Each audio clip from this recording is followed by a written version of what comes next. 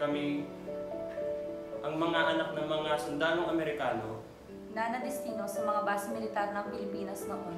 At sa balikatan ngayon. Sinasabing mahigit 50,000 kaming iniwan. Hindi sigurado. Baka marami pa. Mahigit 50,000 ang naghahanap, nangungulila.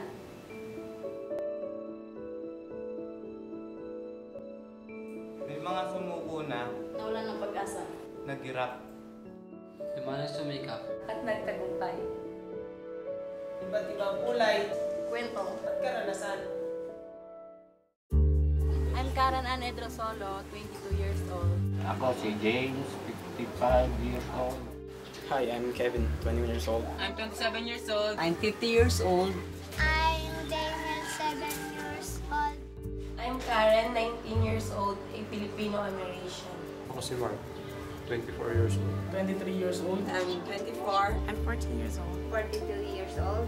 22 years old. 21 years old. I'm 30 years old. Ako ay isang Filipino-American. Ako ay isang Filipino-American. I am a Filipino American. Filipino-American. I'm a Filipino American. I'm Filipino-American. I'm a Filipino-American. I'm Filipino-American. Ako ay isang Filipino-American.